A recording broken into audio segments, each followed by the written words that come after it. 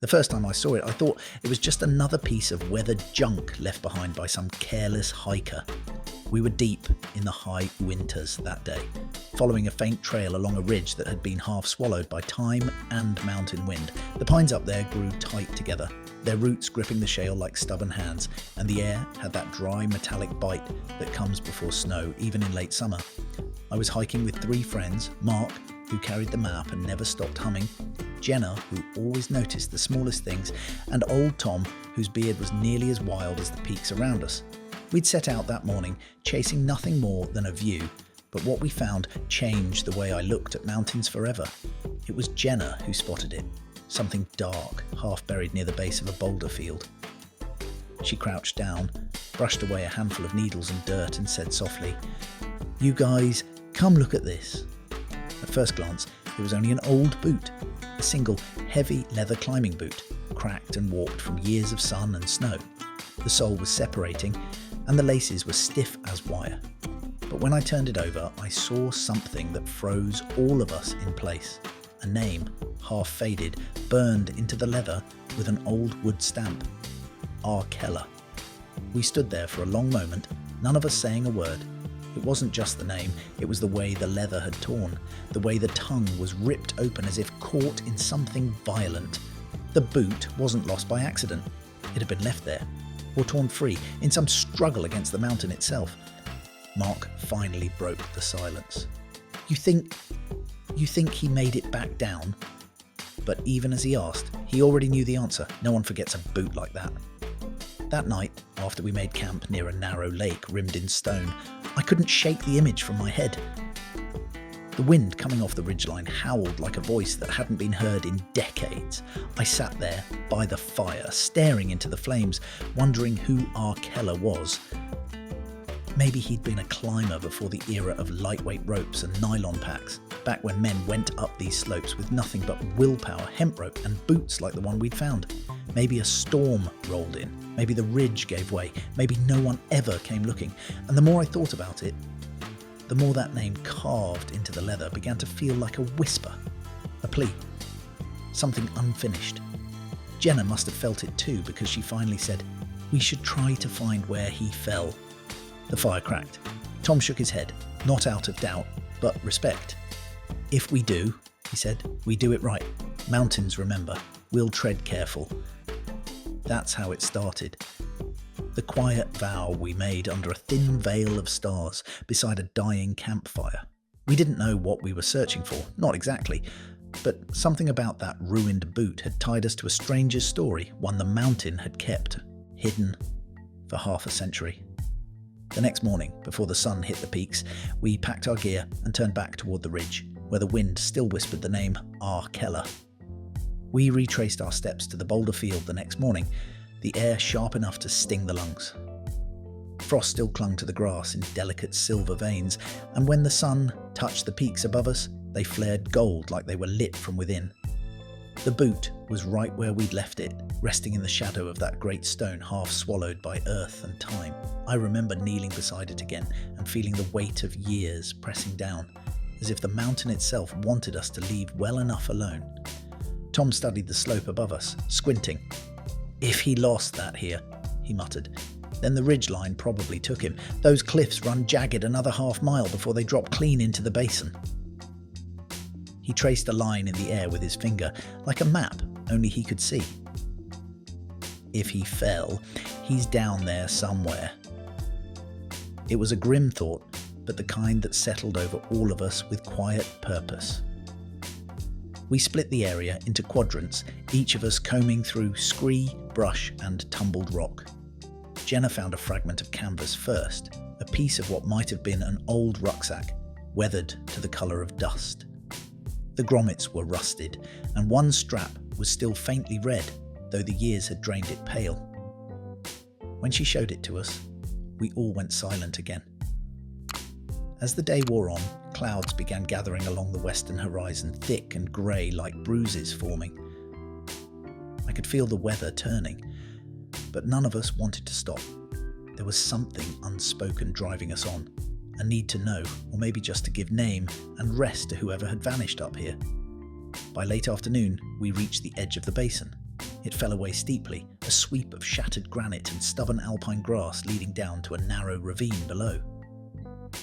I felt the pull of vertigo as I looked down, imagining how easy it would be to slip, how final the silence would be if you did.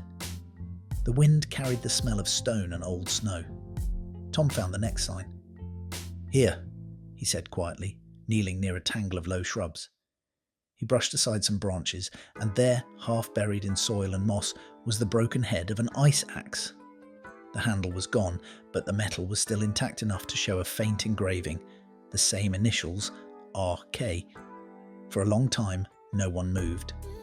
It wasn't just an object anymore, it was the story itself, rising from the earth. "We should mark this," Jenna said. "Document it somehow." But I couldn't shake the feeling that marking it wasn't enough.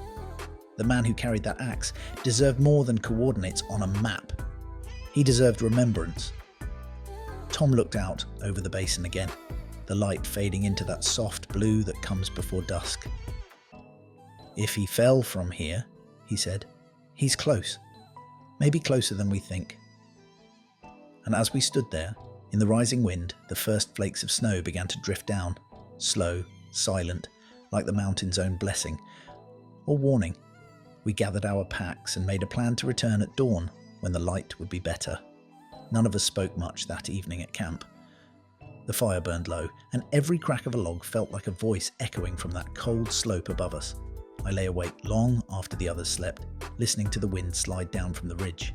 It sounded almost like words, like someone trying to tell us where to look.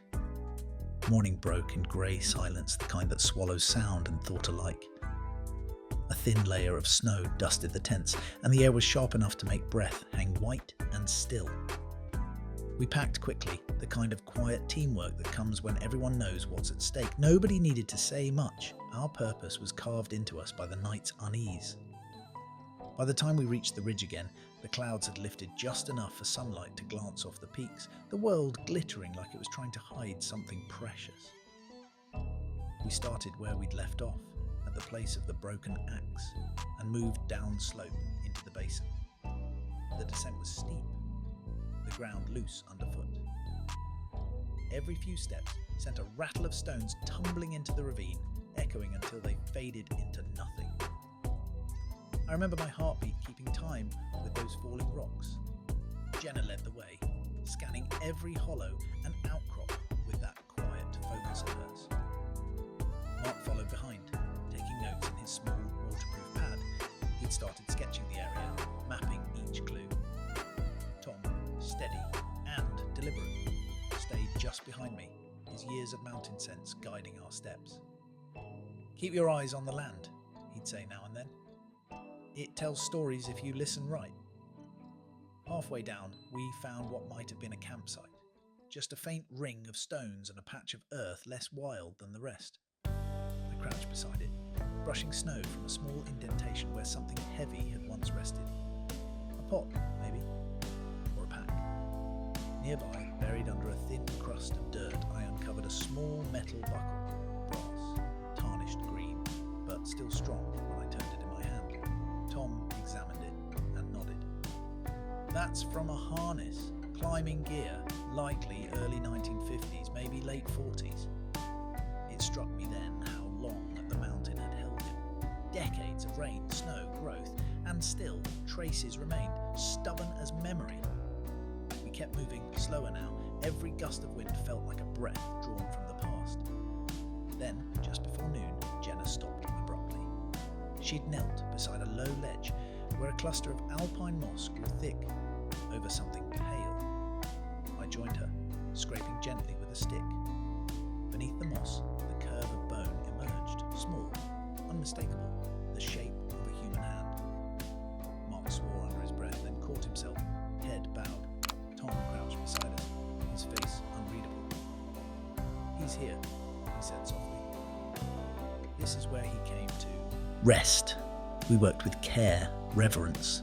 What we uncovered was partial, a few bones scattered in a shallow depression, protected from the worst of the elements by stone and shade. The rest perhaps had been carried off by the years, but enough remained to make it clear this was R. Keller's grave, unmarked but not forgotten, anymore. Among the bones lay a small rusted tin, the kind used once for tobacco or matches. Inside, wrapped in oilcloth gone brittle with age, was a folded scrap of paper. The ink had faded to ghostly strokes, but a few words survived. "Storm caught us, alone. Pray the mountain keeps me." We didn't speak for a long while. Snow began to fall again, soft and soundless. It seemed wrong to disturb that silence. Finally, Tom took off his hat and murmured a few words, nothing formal, just a quiet farewell. Then he placed the ice axe, head beside the bones, as if returning it home. When we left the site, the snow had already begun to cover our footprints. I remember looking back once and seeing only smooth white ground. No trace of what we'd found, but in my chest, something heavy had lifted. We hadn't just found remains, we'd found remembrance. That night, by the fire, none of us could quite meet each other's eyes. The flames cracked, and the mountain loomed dark beyond the camp. Somewhere above us, our Keller finally slept, and for the first time, it felt like the mountain itself was at peace. The next morning dawned quiet and windless, the kind of stillness that feels like the world's holding its breath. A pale sun slid over the ridge, washing the basin in cold light. I watched the snow glitter where we'd left the small cairn the evening before, a mound of stones marking our Keller's resting place. We'd worked by firelight to build it, careful and slow, each of us laying stones like a promise. Now, in daylight, it looked simple, but solemn, standing against the wind, like it had always belonged there. Tom was the first to speak. "He's been waiting a long time for someone to see him," he said, sipping coffee from his dented tin mug. His breath came out in thin clouds. Most folks who vanish in mountains, well, they just fade into stories. This one finally got his ending. We ate in silence after that, and when we packed up camp, we all moved slower, as if afraid to disturb what we'd found. The hike down was different now. Every ridge, every ravine seemed to hum with meaning. I caught myself glancing back often, half expecting to see that lone cairn gleaming among the stones. By midday, clouds rolled in again, heavy and grey, carrying the smell of distant snow. We followed the same trail we'd come up, the old boot in my pack wrapped carefully in cloth. It didn't feel right to leave it behind. It was part of his story and somehow part of ours now too. When we stopped for a rest near a small stream, Mark pulled out his notebook. "I've been thinking," he said, flipping through the pages. "We should try to find records, park logs, missing persons lists, maybe even newspaper archives. Someone must have looked for him." Jenna nodded. "And if we find his family, or what's left of them, we tell them he's home." That idea settled deep inside me. The mountain had given us a name, a story, and a duty. We weren't just hikers anymore, we were caretakers of someone else's ending. By the time we reached the trailhead, snow had started falling again, fat flakes drifting slow through the pines. We loaded the packs into Tom's old truck and sat for a moment before starting the engine. No one said it out loud, but none of us wanted to leave. Back in town, we found a small cafe, still open despite the storm. While the windows fogged and the smell of coffee filled the air, Mark unfolded a worn topographic map across the table. He traced our route with a finger, circling the basin where we'd found the cairn. Then he drew a small cross and wrote in neat, deliberate letters, "R. Keller, 1950s, found." It wasn't official, not yet, but it felt like the right beginning. Over the next few days, we pieced together what little we could. Old ranger reports from the 50s mentioned a climber named Richard Keller, an engineer from Colorado who'd vanished during a solo expedition. The search had gone on for weeks before it was abandoned due to weather. "Presumed lost," the record said. "No family was ever listed, no memorial ever raised." I read that single page over and over until the words blurred. Presumed lost. It felt wrong now, because he wasn't lost anymore. When we returned to the mountains that next spring, the snow had melted, revealing the cairn standing unbroken, the earth around it green with alpine grass. We left a small brass plate engraved simply, "Richard Keller, climber, dreamer, remembered." Tom stood with his hat off.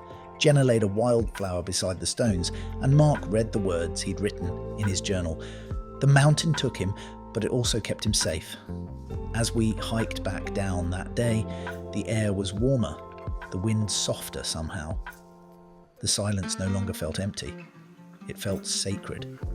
That final evening, as the sun melted behind the peaks and the world turned to amber and violet, we camped one last time beside the same lake where it had all begun. The fire crackled low, throwing soft light on our faces, and the smell of pine smoke drifted into the still air. The mountains loomed dark against the fading sky, ancient, unmoved, and yet somehow gentler than before. Tom sat close to the fire, carving at a stick like he always did when thinking. "Strange thing," he said quietly, not looking up. "We came up here chasing a view, just a weekend away from the world. Instead, we ended up part of a story older than any of us." He turned the stick in his hands, the blade catching the glow. "Makes you wonder how many more names the mountain's keeping." Jenna added another log, sparks spiraling up like tiny stars. "Maybe it's not about finding them all," she said. "Maybe it's about remembering that they were here at all, that they mattered." Mark nodded, his journal resting on his knees. "We found one man," he said softly, "but it feels like we found a piece of ourselves too. The part that still listens, the part that still believes in paying attention." The fire hissed and sighed. I leaned back, letting the warmth seep through me, and looked at the peaks reflected in the still water. The moon had risen full, painting the ridges in silver light. Somewhere beyond them, beneath stone and snow, rested the man whose name we'd spoken so many times it no longer felt like a stranger's. I thought of the first moment we saw the boot, how the leather had cracked like an old wound, and how easily we could have walked past it, just a forgotten relic in the dirt. But we hadn't, and because we hadn't, a story that had been silent for half a century was given breath again. When the fire burned down to coals, Tom pulled something from his pack, the other boot, the one we'd kept. He set it by the edge of the flames. "He deserves to rest by the fire once more," he said, voice thick with something that wasn't quite sorrow, not quite peace. None of us argued. We sat there watching the light flicker across the old leather, the mountain's cold breath swirling through camp. Later, as I lay in my sleeping bag, the wind rustled through the trees, whispering low along the ridgeline. For the first time since we'd found that boot, it didn't sound lonely. It sounded like gratitude, soft, steady, timeless. I don't know if R. Keller ever imagined someone would come looking for him so many years later. Maybe he knew, before the end, that the mountain would hold his name until someone listened. Maybe that was what he meant by "pray the mountain keeps me." And in a way, it had. It kept him safe, kept him remembered, until the day we stumbled upon his story and carried it back into the world. When dawn came, pale and cold, we packed our gear and took one last look at the lake. The peaks mirrored on its surface like a memory that refused to fade. Then we turned down the trail, our boots crunching over frost, the silence behind us full, not empty. I still think of him sometimes, especially when I'm high in the hills and the wind picks up just right. That sound. It's not just the wind. It's the mountain speaking in all the voices it's ever held, and now, among them, is one I know by name. R. Keller. Remembered.